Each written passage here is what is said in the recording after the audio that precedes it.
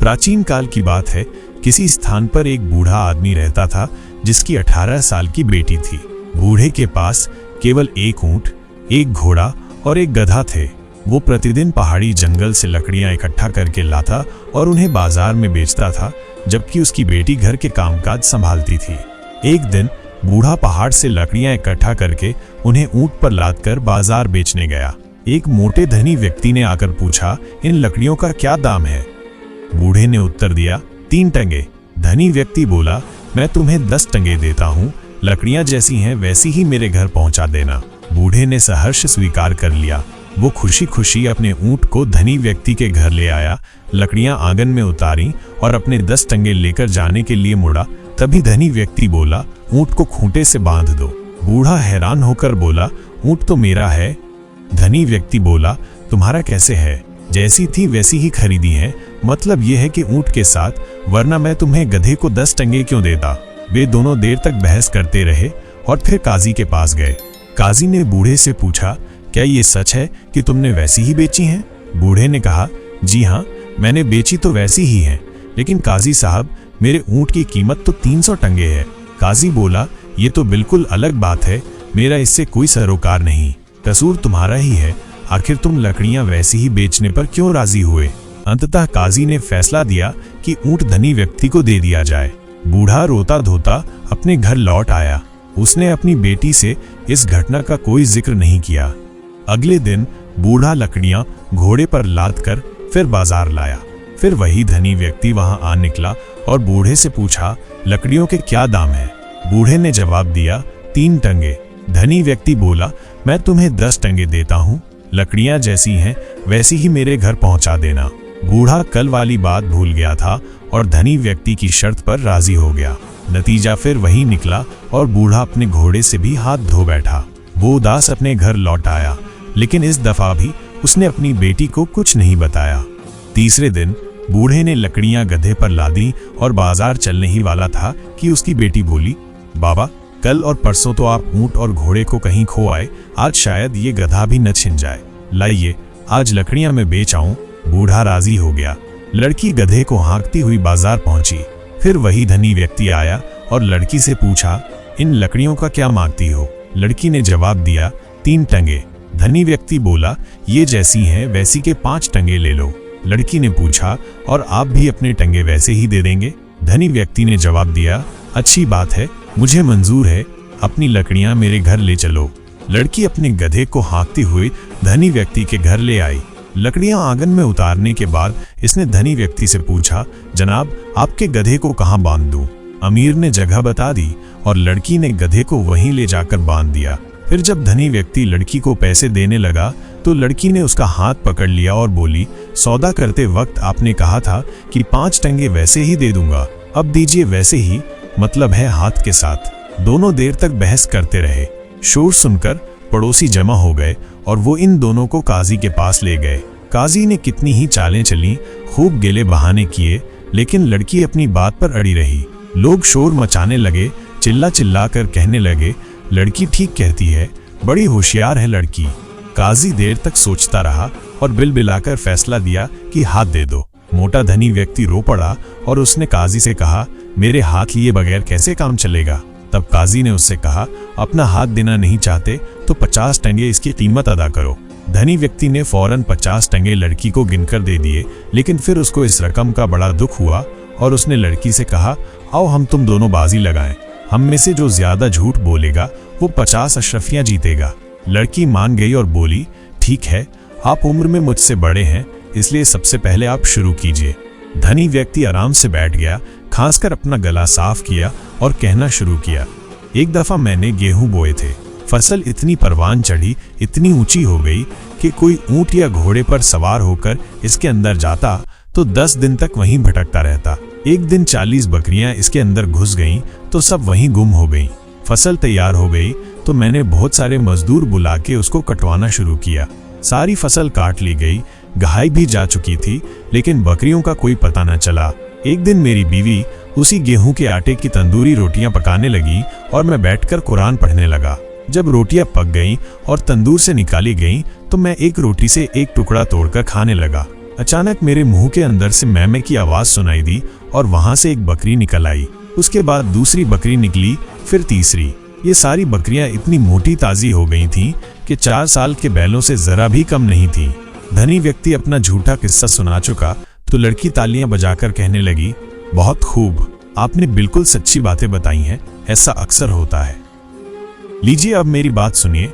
एक दफा मैंने गांव के बीचों बीच एक जगह को खोदकर कपास का एक बीज बो दिया। क्या आप बता सकते हैं कि क्या हुआ? हुआ ये कि उस बीज से एक बहुत ही बड़ा दरख्त उगाया। वो दरख्त इतना बड़ा था कि कोई घोड़े पर सवार होकर दिन भर चलता रहता तो भी उस दरख्त का साया उसके सर पर बराबर मौजूद रहता। जब कपास तैयार हो गई तो मैंने 500 तंदुरुस्त और तवाना औरतों को बुलाकर उसको जमा और साफ कराया। साफ की हुई रुई को बेचकर हाथ आने वाली रकम से मैंने 40 ऊंट खरीदे और इन पर मुख्तलिफ किस्म के कपड़े लदवाकर उनको अपने 2 भाइयों के साथ शहर बुखारा भेज दिया। 3 साल तक मेरे दोनों भाइयों की कोई खबर न मिली, लेकिन अब कुछ ही दिन हुए मुझे मालूम हुआ कि वो दोनों मार दिए गए हैं। हाय मेरे बदनसीब भाई, ऐ भले लोगों, जरा इधर तो देखो, ये मोटा धनी आदमी मेरे मंझले भाई की मिर्जई पहने हुए है। ये वही मिर्जई है जिसको पहने मेरा भाई बुखारा गया था। इस आदमी ने मेरे दोनों भाइयों को मारकर उनके ऊंट और सारे सामान पर कब्जा कर लिया है। मोटा धनी व्यक्ति दुविधा में पड़ गया। उसकी समझ में न आया कि क्या कहे। इसने सोचा, इस सारे किस्से को सच मान लेता हूं तो कत्ल करने और डाका डालने के जुर्म में मुकदमा चल जाएगा।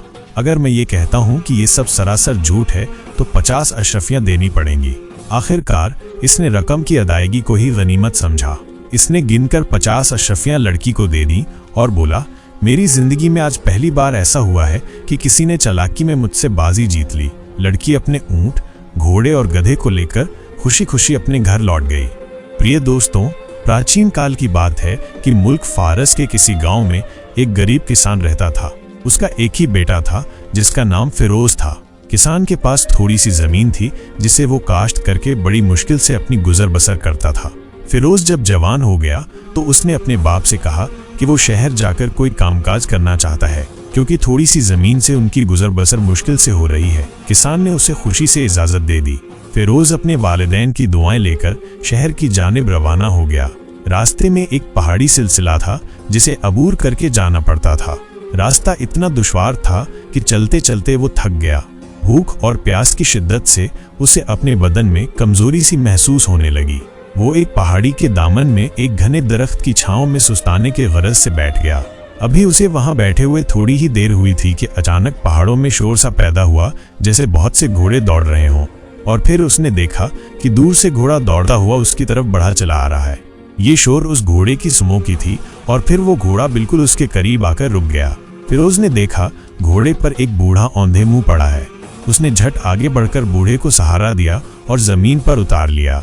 बूढ़ा शदीद जख्मी होने की वजह से नीम बेहोश था। उसके जिस्म पर जगह जगह गहरे घाव थे जिनमें से बड़ी मिकदार में खून बह रहा था। तमाम कुव्वत को जमा करते हुए बूढ़े ने आंखें खोलकर देखा। उसके सामने एक हसीन नौजवान खड़ा था। तुम कौन हो? बूढ़े ने खौफजदा लहजे में पूछा। मैं एक मुसाफिर हूँ बाबा, रोजगार की तलाश में शहर जा रहा था कि आपका घोड़ा आपको इस हालत में लिए मेरे करीब आ खड़ा हुआ। मैंने देखते ही आपको घोड़े पर से उतार लिया, फिरोज ने जवाब दिया। बूढ़े का सांस उखड़ रहा था। उसने बमुश्किल रुकते रुकते कहा, बेटा जल्दी से घोड़े पर से मेरा थैला उतार लाओ। फिरोज ने आगे बढ़कर घोड़े की पीठ से बंधा हुआ थैला उतारा और बूढ़े के हाथ में दे दिया। बूढ़े ने कांपते हुए अपने हाथों से थैला खोला और उसमें से एक चमड़े पर बना हुआ नक्शा निकाला। फिर वो नक्शा फिरोज को दिखाते हुए बोला, मैं चंद घड़ियों का मेहमान हूँ बेटा। मुझे ये जानकर इत्मीनान हुआ कि मेरे मरने से पहले ये एक चीज एक ऐसे नौजवान के सुपुर्द कर रहा हूँ जो वाकई इसका मुस्तहक है। इस नक्शे पर उस पहाड़ी की निशानदेही की गई है जिसके गार में सोने की बहुत बड़ी कान है। इतना कहकर बूढ़े ने हमेशा के लिए आंखें बंद कर ली और मौत की वादी में जा पहुंचा। फिरोज को बूढ़े घुड़सवार की मौत पर बहुत दुख हुआ, लेकिन वो कर भी क्या सकता था। वो नक्शा अभी तक फिरोज के हाथों में था। उसने नक्शे को गौर से देखा और तमाम निशानियां अपने जहन में अच्छी तरह महफूज कर लीं ताकि अगर नक्शा खो भी जाए तो वो आसानी के साथ उस गांव तक पहुंच सके। अचानक उसे बहुत से घोड़े दौड़ते हुए अपनी तरफ आते दिखाई दिए। अब उसे ये समझने में देर नहीं लगी कि ये लोग जो उसकी तरफ बढ़े चले आ रहे हैं, यकीनन ये वही लोग हैं जिनके हाथों इस बूढ़े बेचारे की मौत वाक़या हुई है। वो जान चुका था कि इन्होंने इस बूढ़े पर कातिलाना हमला क्यों किया। वो बूढ़े से नक्शा हासिल करना चाहते थे। उसने झट उस नक्शे पर मौजूद तमाम निशानात खंजर से खुरच कर मिटा दिए और फिर नक्शे को टुकड़े टुकड़े कर दिया। इतने में तमाम घुड़सवार उसके सर पर आ पहुंचे। उन्होंने देखा बूढ़ा मर चुका है और उसके करीब एक नौजवान खड़ा है। ये तमाम घुड़सवार दरअसल डाकू थे। उनका सरदार आगे बढ़ा और बूढ़े की तलाशी लेने लगा। जब उसे बूढ़े और उसके घोड़े पर से वो नक्शा दस्तयाब न हुआ तो वो पलटा और घूरते हुए फिरोज से कर्कश आवाज में बोला, कहाँ है वो नक्शा? कौन सा नक्शा? फिरोज ने अनजान बनते हुए जवाब दिया। ये सुनकर सरदार का चेहरा गुस्से से सुर्ख हो गया। उसने एक जोरदार चांटा फिरोज के गाल पर रसीद किया। झूठ बोलते हो, सच सच बताओ वो नक्शा कहाँ है, वरना अभी तलवार से तुम्हारा सर तन से जुदा कर दूंगा। फिरोज ने जमीन की तरफ इशारा करते हुए कहा, वो रहा नक्शा जिसकी तलाश में तुम लोग यहाँ आए हो और जिसके लिए तुमने एक बूढ़े आदमी को कत्ल करने से भी गुरेज नहीं किया। डाकू ने जब इस नक्शे को जमीन पर बिखरे हुए देखा तो उसे और भी गुस्सा आ गया, लेकिन कुछ सोचकर उसने एक खौफनाक कहका लगाया और बोला, दोस्त तुम बहुत चालाक बनते हो। मैं जानता हूँ कि इस नक्शे को तुमने क्यों जाया किया, लेकिन वो नक्शा अब भी महफूज है तुम्हारी खोपड़ी में। ये कहकर वो जोर जोर से कहके लगाने लगा। सरदार की ये बात सुनकर फिरोज हैरान होकर उसकी तरफ देखने लगा। सरदार बोला, सीधी तरह हमारे साथ चल पड़ो, क्योंकि अब तुम हमारे लिए उतने ही कीमती हो जितना कि ये नक्शा था। और फिर कुछ देर रुकने के बाद वो बोला, मैं तुमसे वादा करता हूँ, अगर हम लोग जिंदा सलामत उस जगह तक पहुँच गए और वहाँ से सोना हासिल करने में कामयाब हो गए तो उस सोने में तुम भी हमारे साथ बराबर के हिस्सेदार होगे। फिरोज मजबूर और बेबस था। इसने इनके साथ चलना ही मुनासिब समझा। चलने से पहले फिरोज चाहता था कि बूढ़े की तजहीज़ो तकफीन कर ली जाए। आखिर इसने सरदार को इस बात पर रजामंद कर लिया। जालिम डाकू भला ऐसे नेक काम कैसे अंजाम देते, लेकिन डाकुओं का सरदार फिरोज को नाराज भी नहीं करना चाहता था। आखिर इन सब ने मिलकर कब्र खोदी और बूढ़े को वहीं पर दफन कर दिया। इस काम से फारिग होकर ये लोग उस खौफनाक मुहिम पर रवाना हो गए। फिरोज बूढ़े के घोड़े पर सवार था। शदीद धूप और जिस्म को झुलसा देने वाली लू की वजह से उन सब का बुरा हाल हो रहा था, लेकिन हुसूल ज़र की हवस में ये लोग बढ़ते चले जा रहे थे। हत्ता कि शाम हो गई। इनके घोड़े भी थक कर चूर हो चुके थे। करीब ही एक चश्मा बह रहा था। उन लोगों ने उसके किनारे पर पड़ाव डाल दिया। फिरोज सोच रहा था कि इन लोगों से छुटकारा कैसे हासिल किया जाए। डाकू भी इस बात से गाफिल न थे। रात को जिस वक्त ये सोने लगे तो डाकुओं के सरदार ने एक डाकू पहरे पर बिठा दिया। आधी रात के करीब जब तमाम डाकू नींद की आगोश में जा पहुंचे तो फिरोज उठकर इस डाकू के करीब आ बैठा जो पहरा दे रहा था और थकान की वजह से ऊँघ रहा था। उसके चेहरे पर इंतहाई नागवारी के असरात थे। आखिर वो भी इंसान था और उसे भी आराम का हक था, लेकिन सरदार के हुक्म के आगे किसी की क्या मजाल थी जो जरा भी इनकार की जरूरत कर सकता, क्योंकि हुक्मोदूली की सूरत में सरदार उस आदमी की गर्दन उतार देता। लेकिन कहते हैं नींद सूली पर भी आ जाती है, और हुआ भी वही कि वो डाकू भी ख्वाब खरगोश के मजे लेने लगा। फिरोज के लिए फरार होने का बहुत अच्छा मौका था। वो आहिस्ता आहिस्ता वहां से खिसकने लगा। अचानक एक भयानक आवाज सुनाई दी, जिसको सुनकर तमाम डाकू भी हड़बड़ाकर उठ बैठे और घबराकर इधर उधर देखने लगे। उन्होंने देखा दरख्तों के ऊपर दो बड़े बड़े आग के गोले रोशन हैं। ये एक बहुत बड़ी खौफनाक बला थी जिसकी आंखें अंगारों की तरह रोशन थीं।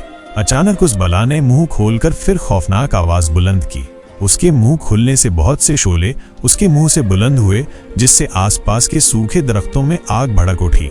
इस दहशतनाक मंजर को देखकर खौफ के मारे तमाम डाकुओं ने पानी में छलांगे लगा दी और तैरते हुए पार जा पहुंचे, लेकिन फिरोज वहीं खड़ा रहा। खौफ के मारे इसका भी बुरा हाल हो रहा था, लेकिन उसकी जवान मर्दी ने यह गवारा न किया कि वो भाग जाए। इस बला के मुंह से निकलते हुए शोलों की वजह से और कुछ दरख्तों के जलने की वजह से आसपास का तमाम इलाका रोशन हो चुका था। इस रोशनी की वजह से बला ने फिरोज को भी देख लिया। इसने हाथ बढ़ाकर फिरोज को अपने पंजों में दबोचकर उठा लिया। फिरोज ने बहुत हाथ पांव मारे, लेकिन वो बेबस था। अचानक किसी दरख्त की बड़ी टहनी टूटकर फिरोज के हाथ में आ गई। इस बला ने जैसे ही फिरोज को अपने मुंह का निवाला बनाना चाहा तो फिरोज ने पूरी ताकत से वो टहनी इस बला की आंख पर दे मारी, जिससे उसकी आंख फूट गई और इसमें से सुर्ख रंग का लावा बह निकला। इस तकलीफ की वजह से वो बला खौफनाक चीख के साथ उछली, जिसकी वजह से फिरोज उसके हाथ से निकलकर उछलते हुए चश्मे के दूसरे किनारे के करीब जा गिरा और गिरते ही बेहोश हो गया। उस जगह दूसरे डाकू भी मौजूद थे। सरदार ने जब फिरोज को पानी में गिरते देखा तो वो भी पानी में कूद गया और फिरोज को उठाकर किनारे पर ले आया। फिरोज बेहोश था और वो बला चीखते हुए कहीं दूर जा चुकी थी। सुबह जब दिन चढ़ा तो फिरोज कुछ होश में आ चुका था। उसे जब पता चला कि डाकुओं के सरदार ने उसकी जान बचाई है तो उसने भी फैसला कर लिया कि अब वो डाकुओं के साथ ही रहेगा और सोना तलाश करने में उनकी रहनुमाई करेगा।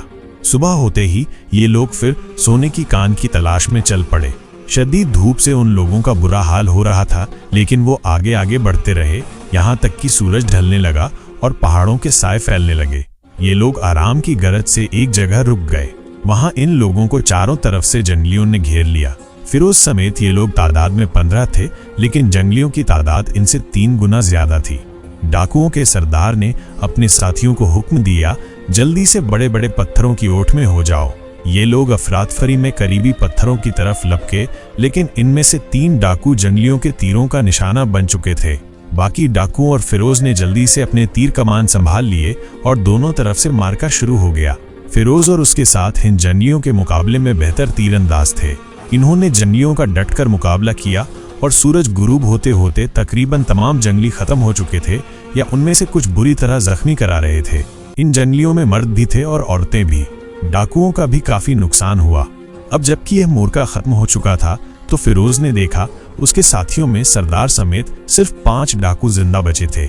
डाकुओं के सरदार ने अपने साथियों से कहा, आगे बढ़ो और देखो कि कोई जंगली जिंदा ना बचा हो। फिरोज भी डाकुओं के साथ आगे बढ़ा। अब तक जो जंगली बुरी तरह जख्मी हुए थे वो भी दम तोड़ चुके थे। अचानक फिरोज ने किसी औरत की चीख सुनी। उसने पलट कर देखा, 2 डाकू एक औरत को बालों से घसीटते हुए ला रहे थे। ये औरत शायद जान बचाने के लिए किसी पत्थर के पीछे छुपी हुई थी। जब वो डाकू इस जंगली औरत को लेकर करीब पहुंचे तो फिरोज ने देखा ये जंगली औरत बहुत ही खूबसूरत लड़की थी, जिसको देखकर यूं महसूस होता था जैसे जंगलियों के बस में कोई शहजादी हो। फिरोज को उस पर रहम आ गया और इसने इन डाकुओं से कहा वो उस पर सख्ती न करें। वैसे भी ये मर्दानगी ना थी। डाकुओं के सरदार ने डाकुओं को हुक्म दिया कि वो उसे छोड़ दें, क्योंकि इस लड़की के तमाम साथी खत्म हो चुके थे। इसलिए फिरोज के कहने पर सरदार उस लड़की को अपने साथ रखने पर रजामंद हो गया। अंधेरा काफी फैल चुका था और लड़ाई की वजह से ये लोग थक कर चूर हो चुके थे, लेकिन वो इस जगह ठहरना भी नहीं चाहते थे क्योंकि वहां पर बहुत सी लाशें बिखरी पड़ी थी। ये लोग यहाँ से आगे चल पड़े और कुछ दूर जाकर एक जगह रात बसर करने के लिए ठहर गए। अगले रोज फिर ताजा दम होकर वो अपने सफर पर रवाना हो गए। चलते चलते कई रोज गुजर गए। तरह तरह की मुसीबतें झेलते हुए आखिर ये उस जगह आ पहुंचे जहां से इन्हें उस पहाड़ की बल चोटी दिखाई देने लगी। उसे देखकर इनकी खुशी का कोई ठिकाना न था। ये लोग दौड़ते हुए मीनारनुमा पहाड़ की इस चोटी के करीब पहुंच गए। अब एक मसला था, वो ये कि उन्हें शाम तक यहाँ रुककर इस बात का इंतजार करना था कि सूरज गुरूब होने के वक्त इस मीनारनुमा चोटी का साया फैलते फैलते किस पहाड़ी पर पहुंचता है। खुदा खुदा करके शाम के करीब इस चोटी का साया पहाड़ के एक शगाफ पर पहुंचकर छांव में गुम हो गया, क्योंकि सूरज गुरूब हो चुका था। ये लोग उस शगाफ के करीब जाकर रुक गए और दिन चढ़ने का इंतजार करने लगे। आज उनमें से खुशी के मारे किसी को भी नींद नहीं आ रही थी। ये रात उन लोगों के लिए यूं ही गुजरी जैसे बरसों गुजर गए हों। सूरज की किरण के निकलते ही ये सब उस गार में दाखिल हो गए। ये एक सुरंगनुमा रास्ता था। कुछ देर बाद ये पहाड़ की दूसरी तरफ जा पहुंचे। उन्होंने देखा सामने एक पहाड़ी की निचली सतह पूरी की पूरी जगमगा रही थी। यही वो सोने की कान थी जिसको देखकर डाकुओं का बुरा हाल हो रहा था। वो सब उस कान की तरफ दौड़ पड़े। उनमें से हर एक सबसे पहले वहां पहुंच जाना चाहता था, लेकिन फिरोज वहीं खड़ा रहा। इसने लड़की को भी वहीं रोक लिया। लड़की की समझ में कुछ नहीं आ रहा था। वो जंगली होने के बावजूद सोने की अहमियत को समझती थी। वो हैरान थी कि फिरोज सोने की कान की तरफ क्यों नहीं लपका, लेकिन फिरोज कुछ और ही सोच रहा था और जो कुछ उसके जहन में था उसके ऐन मुताबिक वो वाकया ज़हूर पजीर हो गया। तमाम डाकू इतनी दौलत को देखते ही पागल हो चुके थे, जिसकी वजह से वो एक दूसरे पर झपट पड़े जैसे एक दूसरे की ताका बोटी कर देना चाहते हों। क्योंकि डाकुओं का सरदार उन सबसे ज्यादा ताकतवर था, वो उन चारों डाकुओं को खत्म करने में कामयाब हो गया। लेकिन वो खुद भी बहुत जख्मी हो चुका था। अचानक उसकी निगाह फिरोज और जंगली लड़की पर पड़ गई। वो दरिंदों की तरह उन्हें मारने के लिए उनकी तरफ दौड़ा। वो इन दोनों को भी खत्म करके अकेला ही इस तमाम कान का मालिक बनना चाहता था। फिरोज ताज़ा दम और नौजवान था। उसने मामूली सी जद्दोजहद के बाद डाकुओं के सरदार का खात्मा कर दिया। सच है, बुरे लोगों का बुरा ही अंजाम होता है। अब ये दोनों आहिस्ता आहिस्ता सोने की कान की तरफ बढ़े और जितना भी सोना अपने घोड़ों पर लाद सकते थे लाद लिया और वापस चल पड़े। काफी दिनों की मुसाफत के बाद जब फिरोज अपने गांव पहुंचा तो वो अकेला नहीं था। उसके साथ एक हसीन और जमील लड़की और बहुत सारा सोना भी था। इतना सोना कि शायद यहाँ के बादशाह के खजाने में भी न हो। फिरोज ने उस गांव में एक खूबसूरत सा महल बनवाया। फिरोज के बाप ने उस जंगली लड़की की शादी फिरोज के साथ कर दी। जंगली लड़की जब कीमती पोशाक पहनकर दुल्हन बनी तो वाकई किसी मुल्क की शहजादी दिखाई दे रही थी। फिरोज अपने माँ बाप और बीवी के साथ हंसी खुशी जिंदगी बसर करने लगा। फिरोज जब तक जिंदा रहा वो गरीबों का बहुत ही हमदर्द और मददगार रहा। तो दोस्तों, ये थी आज की कहानी। इसी तरह की कहानी सुनने के लिए इस चैनल जहांगीरी कहानियां को सब्सक्राइब जरूर करें और बेल आइकन दबाना न भूलें। फिर मुलाकात होगी एक नई वीडियो में। अल्लाह हाफिज।